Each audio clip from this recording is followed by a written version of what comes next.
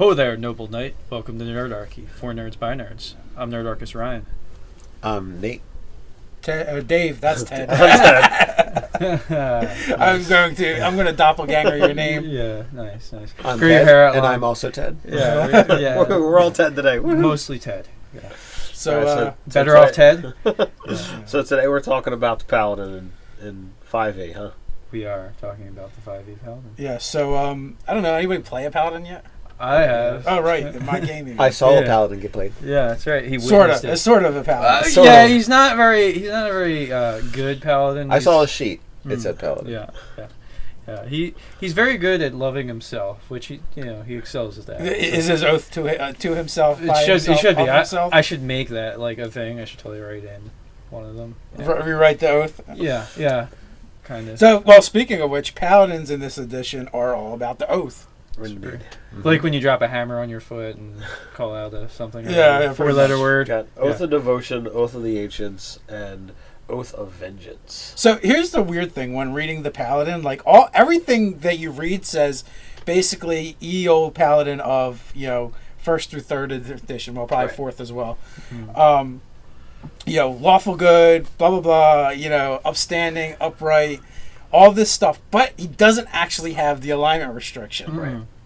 But it's Not at completely all. flavored like that, and Like it is, yeah. Like so the way that it's worded and written, they almost make you feel like only a dick would play a paladin and not be lawful good. Right. Well, except for though, like it would be very fitting to be a neutral evil or lawful evil paladin of vengeance. Yeah. 'Cause vengeance. Yeah. Well, yeah, but even I'm just going by how. But they the flavor of it, yeah. it's like an angel came. If an angel came to the lawful character, you'd probably just smite him. But yeah, it is very written that way. Yeah. So, Well, but like, go ahead, Ted. Going off what you said about being evil, you could be a lawful evil, Oath of Vengeance, and like you're there to uphold the law, and you're pretty much the opposite end of the spectrum. You're evil because it's up to you to do what others won't. I'm going to bring this guy to justice because he's not obeying the law, and it doesn't matter how I get there as long as justice is done. Yeah. And you might also like doing it that way, Doing rather harm. than Yeah. be like, And that's I get what- to crack people's skulls because they break the law. Awesome. Well, yeah, That I might think be why you were like, chosen. like a good character could do it. The evil character is more apt to enjoy it. Yeah. Is really the thing. So, that being said, it's nice they got rid of the requirements. Like it used to be so freaking hard to be a paladin. Second edition paladin, 17 God. charisma. Yeah. How is that even possible? And Like, 17 charisma, like 13 wisdom, and like something strength. There was like I think think it three was- or four stat requirements. It was just as bad as Ranger. They yeah, were Ranger ridiculous. was pretty hard too. Yeah, but so the nice thing about 5th edition, you don't have. There's no requirements to be anything. Right. You just be what you want to be, and you can just suck at it. Yeah. Matter of fact, You're very good at creating characters that suck at it. yeah. Andrew Knapp, RS2 Joker. SR2 Joker. Yeah. RS2 Joker. SR2. SR2 Joker. SR2 Joker. Mixed lexic. Yeah. Mixed lexic. Well, anyway, he played in a one-shot game where he rolled the stats straight down, and like all of his good stats were in the mental stuff, right?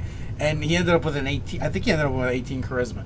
So he built Sir Rochester, right? Who was a paladin that was cloistered away with these priests and monks his whole life, serving them and working off a debt. And he always wanted to be an adventurer and a priest, but he was always found unworthy. So he starts the character's career with him being like 70. Because his physical stats were like 8 strength, 8 con. Yeah. They were like ridiculous. Yeah. But he had the mental things. He's like paladin. Like you couldn't have done that in a previous edition, Right. And you can now. And that's what's really cool about 5th, that you can make that paladin that basically sucks if you want to. But but you want a paladin. It builds character in your character. That's Yo. characterful. Yeah. Yeah. So now let's All right, so- actually delve into the paladin a little bit. So, the stuff that they get, it seems, at least the core class part, it's very fitting to the actual paladin. There's nothing that's surprising. There's nothing that's like, oh man, this is phenomenal. For me, I really like the extra divine smite or super divine smite at 11th level. Where Oh they yeah, just- where you just get it. You're just always, dealing radiant Smite damage. on, Yeah. but when isn't it? Yeah, that's right. Which So- talking about smite, it's nice now. You have as many smites as you have spells, Right. essentially. You can just sack them Yes. all out for the extra And damage. the more powerful spells you have, the more powerful your smite is. And I don't know whether you actually looked at the actual did. mechanics of it, but in previous editions, when you were going to smite, you would say, "I'm going to smite," and you would expend your use, you'd make your attack roll. And if you This miss- says when you hit, yeah. you can choose to smite. Yeah, which Yeah. is nice. So that- no wasted smites. You get to look up and wait. He gets another shot. Yeah, so- And what's nice, right? Say you're a paladin fighting with a greatsword, right? So that's a 2d6 weapon. Well, you're now high enough for 5th level spells, and it happens to be undead or a fiend. Yep. You can now do 78 plus your weapon damage with that one shot. Right, and then obviously you got to take the great weapon thing, fighting style. Yeah, because So, that being said, it's kind of cool with the smite that you automatically do the extra damage to undead Right. and fiends. It's only an extra D8, but it's an auto.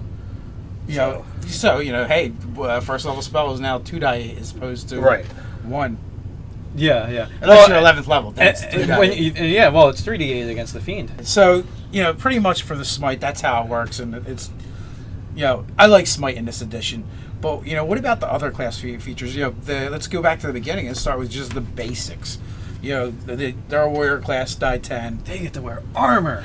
They do get to wear armors. All the armors All the all armors at once. And shields. belong to us. Yeah. Martial weapon proficiency, simple weapon proficiency. Of course, you would expect those. Now, here's the interesting thing: as a martial class, they get charisma and wisdom as their proficiencies. Yeah, for their saving throws. Which is a nice array because you're probably going to have a pretty bumpy strength and And con, con, right. And then you get the proficiency, so it insulates you against your weaknesses. and then we'll touch on that later when we have the aura of protection. the Yeah. aura of protection. It's so. pretty freaking sweet. And So, skills, yeah, they get a good variety of skills too. They've got athletics from the strength. Yeah, it's a section. mix of basically the fighter and cleric skills, I would say. Yeah. Yeah. So they get some, they get some charisma based stuff, and the strength based stuff, and the cleric based stuff. So they're well rounded. Yes. Yeah. Now, as far as okay, so if you go with like play styles or whatever, you got the tankier classes, which are usually your fighters. The paladin has, they're going to have the armor, and they're going to have the hit points. But what they don't have is they have staying power, but they're not combat monkeys. They can't just get up there, and they're not going to do a ton of damage. They're more or less going to be they're a wall. They're slow and steady, kind of. They're just gonna like chip away at people when they're fighting them. They're not gonna do gobs of damage unless they're smiting. Yeah, unless they're smiting, and they do have more options for that than they did previous. Right, with the spells, yeah. Which that probably, I don't have expansive knowledge of 4th edition, but I imagine 4th edition paladins probably had all kinds of like, oh, I'm smiting and doing this or that. Well, you know what they probably had? They were probably like a secondary leadership role. Mm.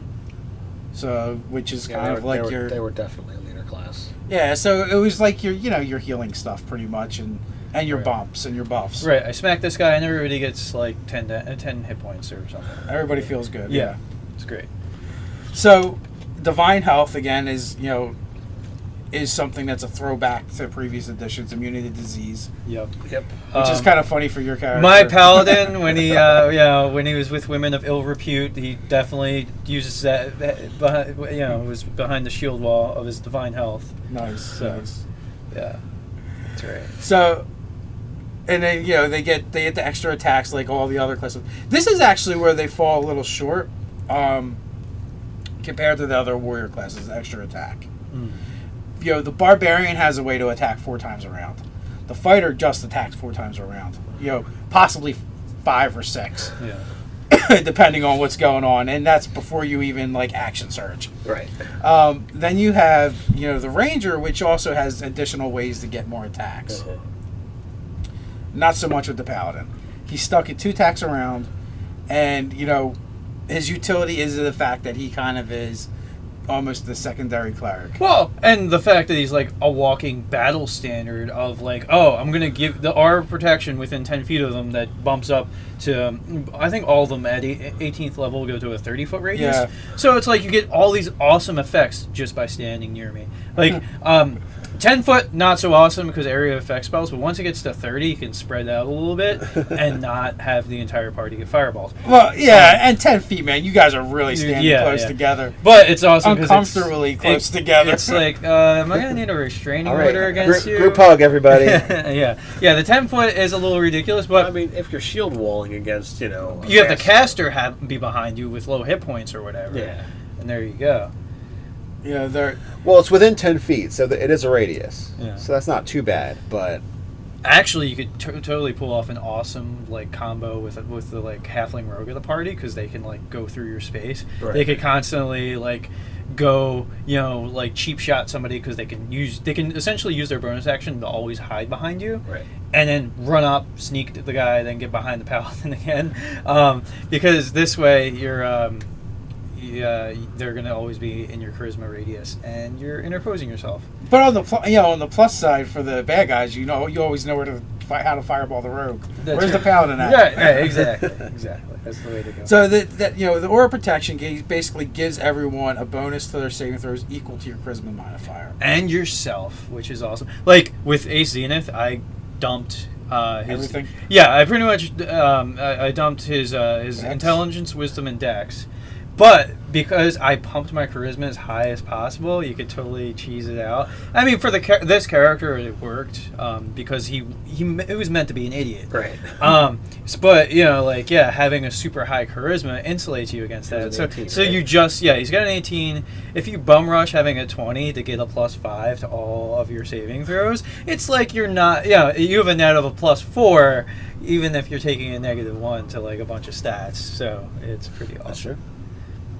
So, yeah, I have to agree. That's always been one of the cool features of the Paladin was basically I'm awesome at making saving throws. I'm awesome at being awesome is really the way Ace would see it. Pretty much. Yeah. And then again, they had the ability to the immunity to being frightened, and they give it to their allies as well. Although I remember in past editions that used to be like something you got like 1st or 2nd level. Yeah, now it's like you have to be 10th to be fearless against whatever. But did they have the aura? Was it an aura before? In that part I'm not 3rd positive. edition, it might have gotten. They might have had some aura stuff going on. I think they probably realized I think in 3rd edition it was an aura, and like it started off as just a bonus to save versus fear, and later it might have turned into immunity. Turned into immunity. So many additions. Yeah, the additions. So then you have Divine Sense and Lay on Hands. The lay on hands, I think, is interesting. Having that the diversity of it. The level pool. Level times 5 in points that you can use, and you can either just deal out or heal out hit points one at a time. But it's the quickest that anyone gets the ability to remove diseases or poisons. It is. They can essentially do it at first level if they've got all their points. Boom! I spend all 5 poisons negated. Yay, done. So I thought that was really sweet. Yeah, I mean it's for the fact that like they're not the strongest fighter, but they have all these like utility abilities, and you're talking about their spell list a little bit. Well, it's talking about the spell list, right? Which is one of my pet peeves of 5th edition, is the way that they list the spells. Oh, yeah. You have to go to the list, find a spell, and go, okay, I can cast that or not. Right. Well, the funny thing about Paladin spells is it's one of the few classes with spells that you don't have to do that with. You can read the spell, this is a Paladin spell. Yeah. The way their name of it. Yeah. Unless it's a Paladin spell that they get the alternative, like the oath-based ones. Yeah, that or the cleric spells that paladins get as well. Then you might have to double check. But if it's strictly just a paladin spell, you just read the name and you just know it's a paladin spell. That's right. One of the Radiant Massive Erection Vengeance. Yeah. Yes. One of the really cool ones is Healing Prayer.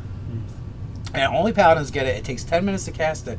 but it's like up to 6 people you can cure with this spell at once. Oh, wow. It's definitely for in between combats. You're not pulling it off during combat. No, Ace is just going to be out there like. Don't worry, I'm praying 100 rounds. Yeah. This is very important. Yeah, but it's something they get and no one else gets, and it's kind of cool. And they Now tell us about it. You build it up so much, and then you'll just not mention what it actually does. It heals. Yeah, it just totally heals. No, it's like X amount of like 2d8 or 3d8 up to 6 people. That's Nice. what level is that? It's not that high. It's like 2nd or 3rd. That's pretty sweet. It's I want to say go with the 1 to 3 range. Heroism. That's another one they get. There's a couple spells that they get where it's like, okay, pick 3 people, and it affects them. Yeah. Aid is another one that's also a cleric spell, but that lasts 8 hours, and it's just okay. You all have a bonus 5 hit points for 3 people. Not bad. I think heroism that does the same thing as aid, but you get those every round. It's your charisma modifier every round. It's pretty nice. And there's like something else it does as well, but that's what I remember. So I really like the non-caster spells in this edition. Indeed, yeah. The Ranger is the same way. Right. And the thing I really love about the Oath of the Ancients is they get the cool Ranger spells. Yes. They get Ensnaring Strike. They get Hunter's Mark. Yep. There's Compel Duel is a paladin spell that goes, if you don't attack me, you get disadvantage to attack anyone else. Right. Well, what about the Barbarian ability that does the same thing, pretty much? And then there's the fighter thing. There's one of the fighter things where you can do something along those lines. Oh, the protection one with the shield. Right. So, right, you have a Barbarian and a Paladin standing on either side of the fighter, right? So you have a disadvantage to attack them all. Yeah. Which and all of them are worded in a way pretty much that it negates it if someone else is trying to use the same ability. But since they're 3 different abilities, it doesn't say the same style ability. It just says it's like 3-card Monty, but there is no real card there. Yeah. So one thing before we get too into the oaths, like as a baseline thing, just a sweet feat to consider: inspiring leader, especially at high levels, because it gives you your level plus your charisma modifier and temporary hit points. Like so, basically, you can give that to the party, and they're like. I think you need to spend like 10 minutes giving your characters giving a speech for 10 minutes. Speech. An arousing speech. Not an arousing speech. Arousing. Yeah. So you just can't help yourself. Yeah, really. So you get that at high level, and then like after every short rest, you give that to your party those temporary hit points. So when you go into an encounter, you're kind of ready to go. Yeah, that combined with the other paladin spells is pretty sweet. Yeah, it keeps everybody. What do you guys think of the Divine Sense? It's tingling. It's definitely a way of mitigating the I can just do it forever. Yeah. And it doesn't have the same, in my opinion, it doesn't have the same feel as it does from previous editions where it was I can detect good or I can detect evil. Well, they made it less. They made it less oriented to being lawful. I kind of feel like they poured the weak sauce all over this one. Yeah. Because like if you use it and there is a demon standing right next to you, invisible, you cannot detect him. Is invisible considered cover? It says total cover. It says total cover. Yeah, Invisibility. I guess maybe that's concealment. I would think that would be concealment. Not so cover. then it can't go. Then it just can't go through walls. So if they're standing on the other side of the door. So if I love that fact that if they're crouching behind the computer over there, then sorry, you have no idea there's an imp there. I just Why are there computers in your D&D world? It's true. Are you playing some sort of? We're doing a modern fantasy. Yeah. There you go. Yeah, so that's kind of messed up. I mean, it should just be 60 foot, right? Yeah. Yeah, I mean, because it's only 60 feet. I mean, really. So a paper screen will totally conceal the fact that there's a demon behind the wall. Yeah, you could literally see the outline that it's actually a demon, but you're gotta be like, I sense no evil. That must be a statue. Yeah, it's a gargoyle or something. Yeah. But it's moving. Yeah. Yeah. It's saying, "I want your soul." Oh, it's animatronic. So Divine Sense. I mean, I might even say for like us for house rule and that, be like, just get rid of the the cover part. You know, if it's in 60 feet of you, you can find it. I mean, the ranger gets like miles. Yeah, if it's his favorite terrain, 6 miles, you can find him. Yeah. So it's a little like, come on, guy. Yeah, they really nerfed that.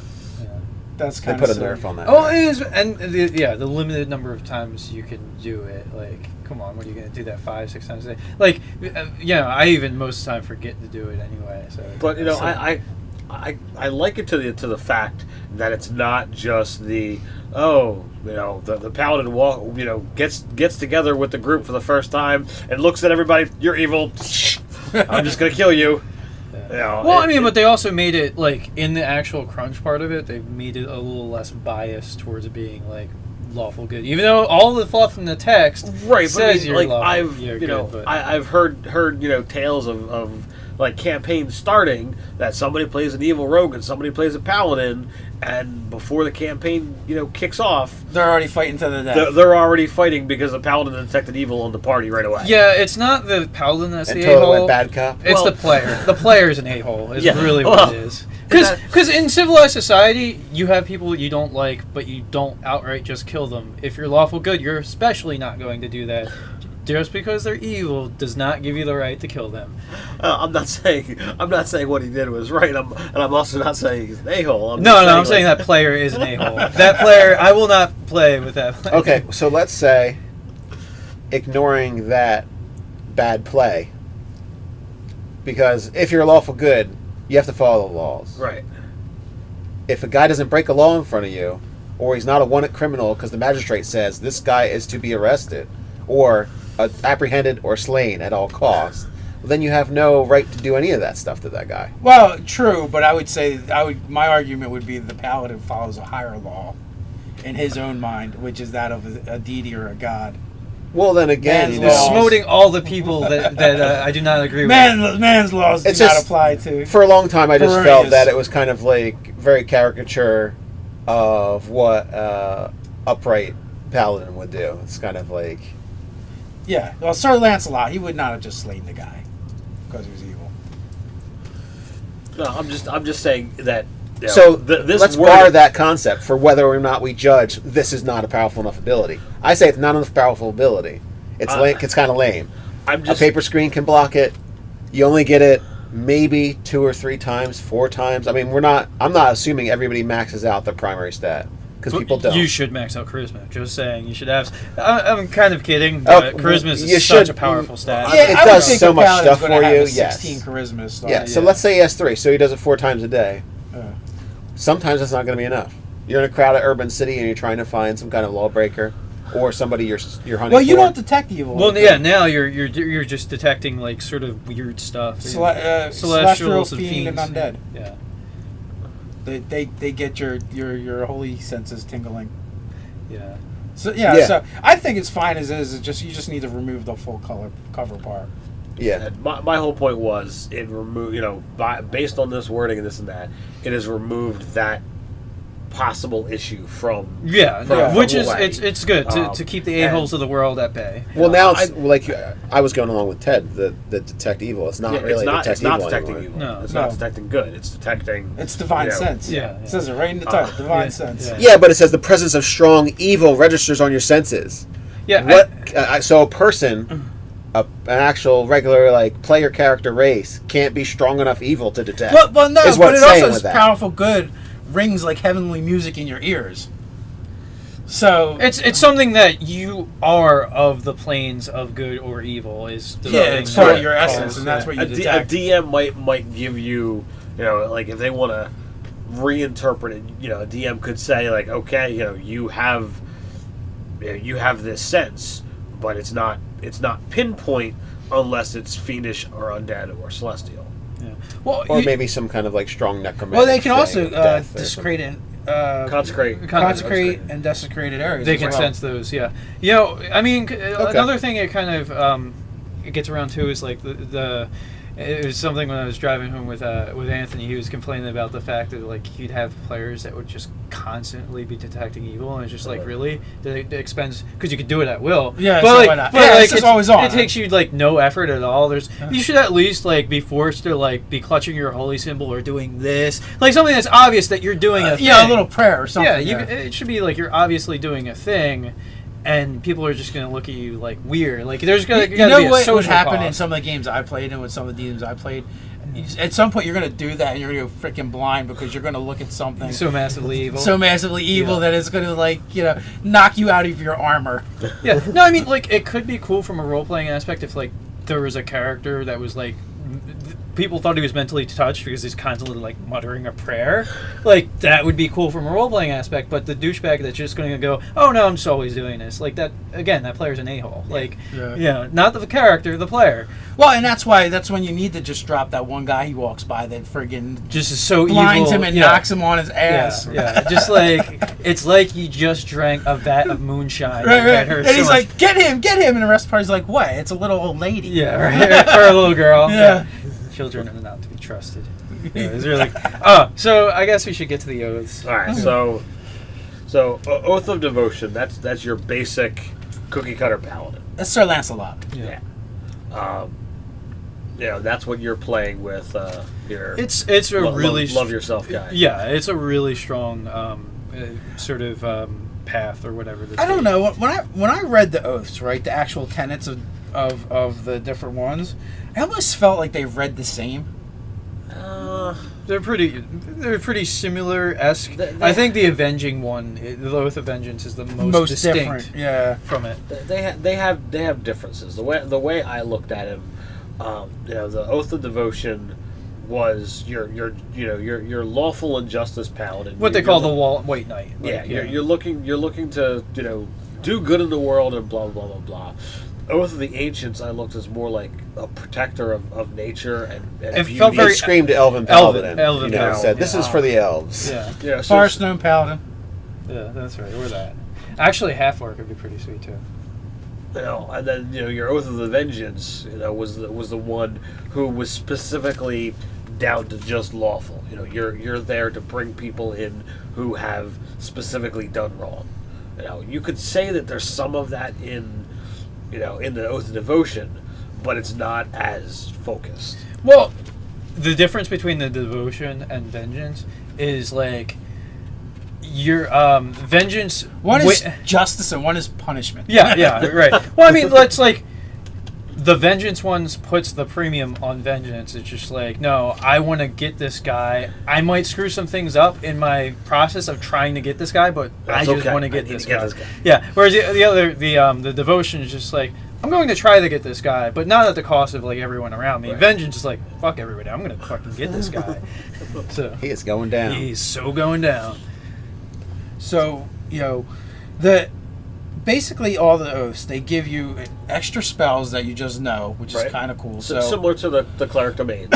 Yeah, it's very similar to that. So paladins always have just a lot of spells they can draw from. Not so many castings, but they have them. They definitely have more spell slots. Spell options than the slots in the beginning. And then that's where their channel divinity comes from, which would have been turn, rebuke, undead in previous editions. Mm-hmm. So the basic devotion, you're a basic paladin. You're turning undead. Or the sacred weapon. Yeah, or I make a sacred weapon that is really good at hitting. So I feel like, as far as just like the sort of the trade-off of abilities, I feel like the sacred weapon is one of the stronger ones, because the other ones are very specific to like one guy, one foe.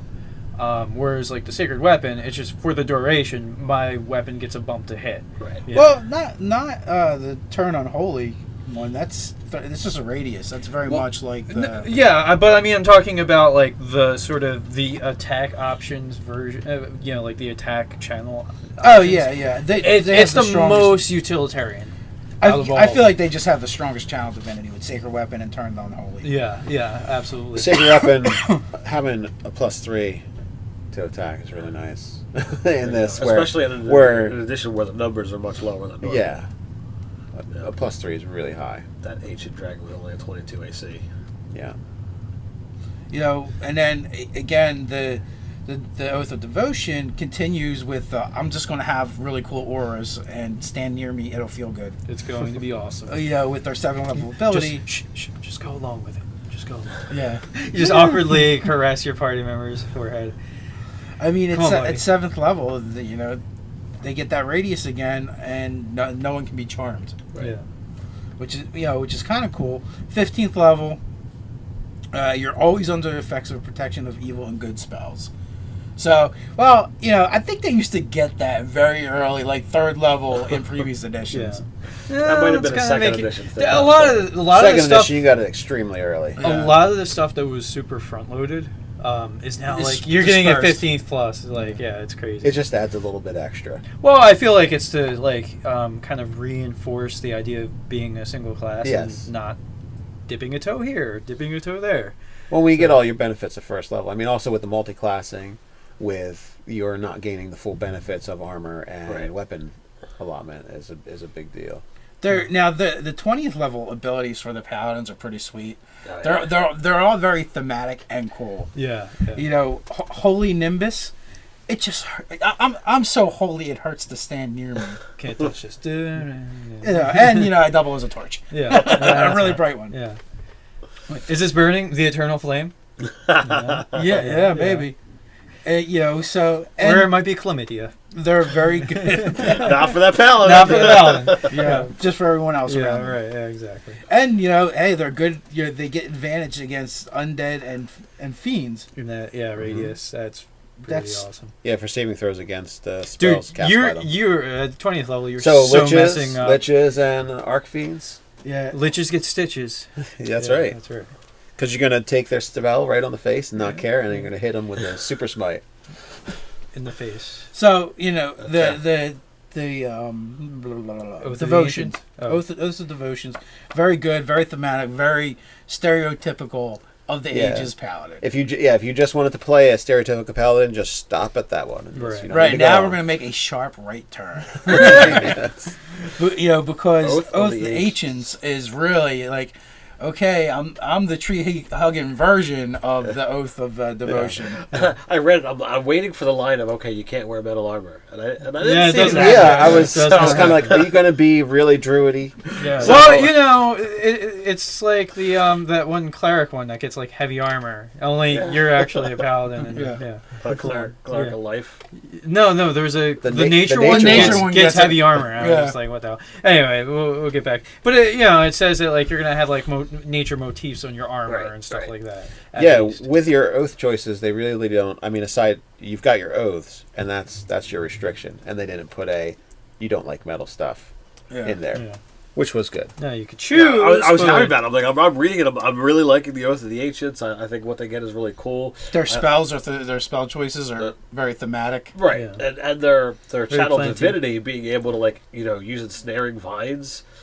I think that's really cool. I mean, that kind of feature is usually just a spell effect. Now except for it's not that strong because it only targets one creature. Like that's a thing about Ancients and Vengeance is both of them only target one creature, and if it misses, you just burn one of your few uses. Are kind of weak. Yeah, you just burn one of your few uses of being able to do that, and it costed you an action to do it too. So, because you may as well just walk up and hit them, and then strike them instead of burning the channel. But now, if the range was further. And I want to stop that guy. Right. It would be more useful, say 60, 120 feet or whatever.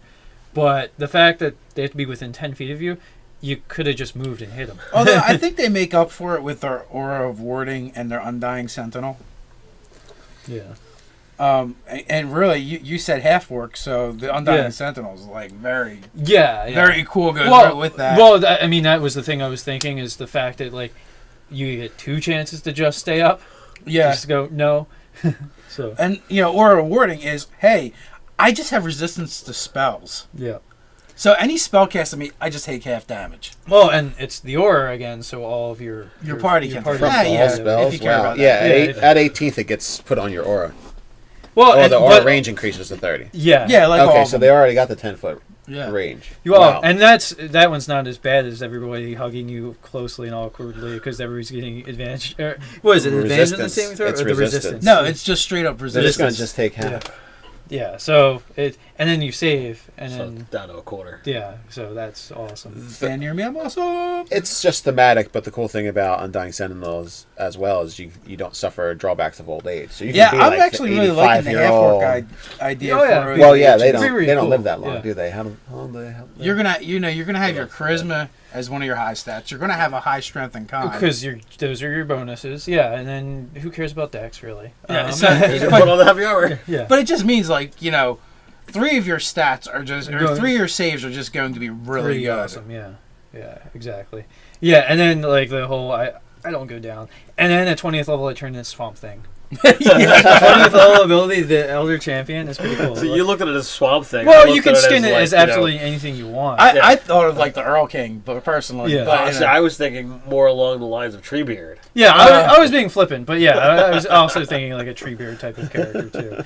But yeah, yeah, you get to look cool. You get fast healing 10 basically, which is really cool. Any paladin spell you can cast that takes one action As a bonus. It can be used as a bonus action. Yeah, that one's kind of meh because a there's lot so of many- them are as bonuses anyway. Most Yeah. of them. Oh yeah, that's right. Like 'Cause, all the attacky ones are bonus actions. So. Right, but now if it's like, okay, well, I attack you twice and, spell. Yeah. Well, you could do that before too. well, But you're 20 level. But now that could be I attack you twice and flame strike your ass. yeah. That's right. So, that's kind of good. And enemy creatures within 10 feet of you have disadvantage on saving throws against paladin spells and challenge. So not only are you casting them faster, you're casting them better. Yeah, you're casting them with, oh, you're so boned. And now your channel divinity may even work Yeah. because they have disadvantage. Even though so many of your options are going to be So much better. If so you're much in better that right form, there. I doubt you're using your channel divinity. Oh, no. You must root them in place with the spectral vines so they can bask and see how awesome you are. And your swamp thinginess. Yeah, Yeah. as you Treebird stomp them. Right. So and then Vengeance. It just has a cool name. Let's just stop at reading Oath of Vengeance. And Yeah, not I kind of felt like bother. this one was going to be the coolest one of them all, You but it was like, it's not. It was my least favorite of the 3. You can go around telling people, I swore an oath of vengeance. So what does that mean? Oh, let's not speak of it. Let's not speak Oh, of you it. don't want to know what it means. No, then you just give them crazy eyes because Well, then I think this abilities. is the one, as we said earlier, that it's very very easy for you to make the character who's lawful evil and be a paladin. What they get isn't bad; it's just not as good as the other two. I'd much rather be an Oathbreaker. The Oathbreaker looks pretty sweet. Although but not their veil of anonymity is pretty decent. The only bad thing about it is once that person dies, it's done. Yeah. It's the thing. Like all Yeah, of but it's you so get advantage keyed. on your attack rolls. That's what I mean. For It's the- good. for like a minute or something. Yeah, right? for combat essentially. Yeah, it's Yeah. good. Until that dude drops. It's Yeah, like it's good against the big bad guy. that's the Oath of Vengeance Paladin. The only thing they're good for is like the big bads. Like that's then they kind of don't. Really and have much of a role. and with the Relentless Avenger, making sure he doesn't get away. Yeah. Well, on those rare opportunities when this thing actually comes into play, yes, that's true. So Well, in my mind, I have a vision. Right, you're fighting the bad guy, and he wants to get away, so he runs, which draws an attack of opportunity. You smack him, and then you chase him, and then the next round he tries to do it again. You smack him, and you chase him. and the DM's like, I need to get this guy away. that's like he's like I my need to arch get him villain. away. He's He's my like arch my villain. guy that needs to live.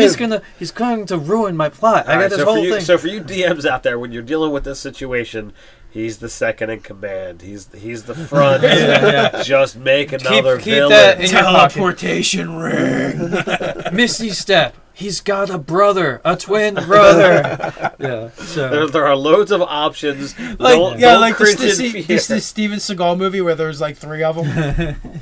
Oh, what is that? Was that Marked for Justice I don't even or Out Out for for Reve- Justice. or Out for Justice? Out for Revenge So was he of Oath Buffalo? of I Vengeance don't know. Paladin? Maybe. But unfortunately, they stole a page out of Ryan's book with the triplets. Right. Triplets of Vengeance. That's right. And so, Soul of Vengeance. That sounds really cool. Is it really cool? Is it really cool? That is the question.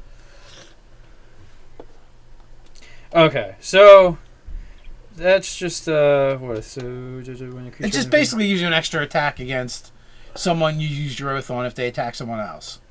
Okay. For 15th level, it's kind of meh. Well, so it does get your number of attacks up comparatively to some of the other martial characters. Well, it makes but an it's attack. super situational. It makes an attack, not makes an attack against somebody else. Oh, okay. So well, when they hit you, you hit them back. You can hit them back. So they're like when they try and hit So you. if they use their channel divinity feature, then they're like the barbarian. Yeah, they get a little bit of that barb thing going on. They start raging, Yeah. frothing at the mouth. Well, Yeah. maybe not so much. And then we've got the whole Avenging Angel thing where you can fly and you get wings and you drink some Red Bull. So what else is going on there? And there's your Basically, it's just a fear thing. It's a fear things. You got wings. Well, and the problem is this stuff only lasts till it takes damage. So Yeah. And then, wouldn't you be more afraid? Like, shit, that guy's cutting me. What? Nope, I'm done being afraid because he just stabbed me. Mother effer just hit me in the back. I don't even know what he thinks he's doing. Yeah, that's right. He goes Samuel L. Jackson. Yeah. So I mean that's the paladins in a nutshell. That's my biggest problem though with the Oath of Vengeance stuff is like most of it. There's quite a few things that is until the enemy takes damage, and it's just like so. I have this ability that's super situational. I'm scary until I hit them. and it's even less because they realize, he doesn't hit that hard. Well, Yeah, I'm still alive. Oh wait a minute! He dumped his strength for charisma. No, I mean, but the thing is too. Like, I think it's anytime anybody it says like until they take damage. So if anybody hits them, a lot of your stuff is over, which sucks. So like the Oath of Vengeance thing, it's cool. It has the sorcerer problem of being thematically cool, but not that effective. Well, they get good spells. Yeah. They get Hunter's Mark, which is, in my which is opinion, really one of the good. best spells in the book. Yeah.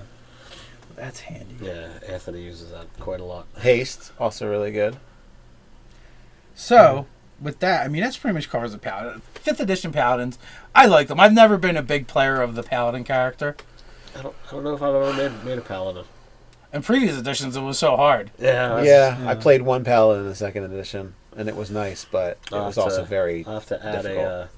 add a Oath of the Ancients paladin into my Q. queue of dudes to make, because that's the one I like the most. I think he's awesome. I briefly got to glance at the Oathbreaker, and that's pretty cool.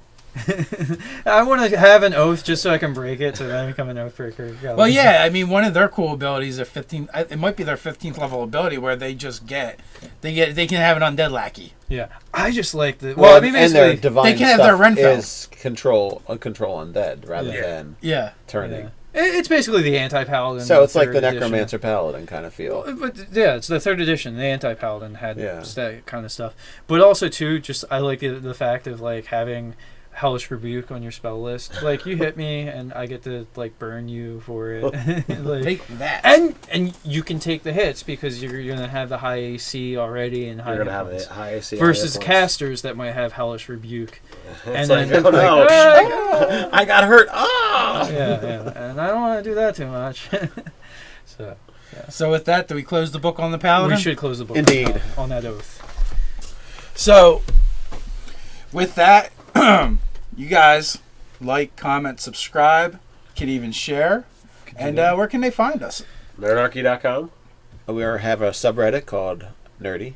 How to stay Nerdarchy. nerdy. How to stay nerdy. Hellish, right? How Yeah, to that's do that? right. Yeah. How to do that stuff. Yeah. That we do. Yeah, Nate doesn't know what it's called. He just manages I just it. manage it. We're I on, see it every day. We're on Facebook, Twitter, nerdarchy.com, all that stuff. You guys know where to find us. And with that, until next time, Stay nerdy.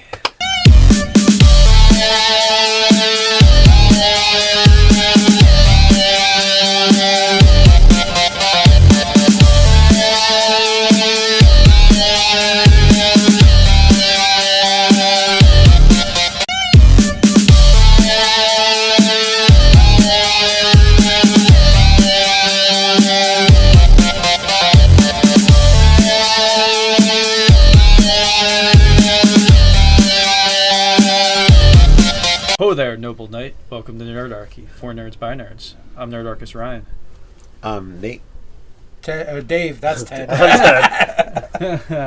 I'm going to doppelganger your name. Yeah, nice.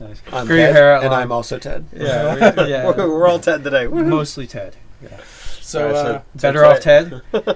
So today we're talking about the Paladin in 5e, huh? We are talking about the 5e Paladin. yeah. So I don't know. Anybody play a Paladin yet?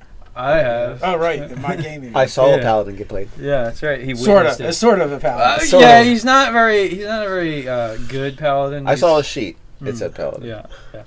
Yeah. He's very good at loving himself, which he excels at that. Is his oath to himself? It should be. Himself? I should make that like a thing. I should totally write in one of them. Yeah. Rewrite the oath. Yeah, kind of. So, well, speaking of which, Paladins in this edition are all about the oath. Like when you drop a hammer on your foot and call out something. Yeah, four-letter word. Got Oath of Devotion, Oath of the Ancients, and Oath of Vengeance. So here's the weird thing when reading the Paladin, like everything that you read says, yeah. But he had the mental things. It's like Paladin. Like you couldn't have done that in a previous edition, Right? And you can now, and that's what's really cool about Fifth, that you can make that Paladin that basically sucks if you want to, but but you want a Paladin. It builds character in your character. It's characterful. Yeah. So now let's so actually delve into the Paladin a little bit. So, the stuff that they get, it seems, at least the core class part, it's very fitting to the actual Paladin. There's nothing that's surprising. There's nothing that's like, oh man, this is phenomenal. For me, I really like the extra Divine Smite or Super Divine Smite at 11th level. Where you just get it. You're just always dealing radiant Smite damage. on, but when isn't it? Yeah, that's right.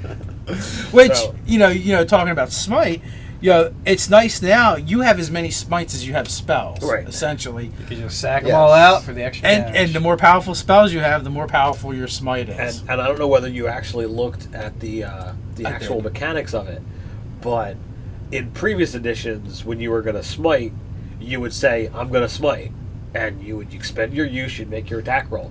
This says when you hit, you can choose to smite. Yeah, which is nice. So no wasted smites. You get to look it up and wait. He gets another shot. And what's nice, right? Say you're a paladin fighting with a greatsword, right?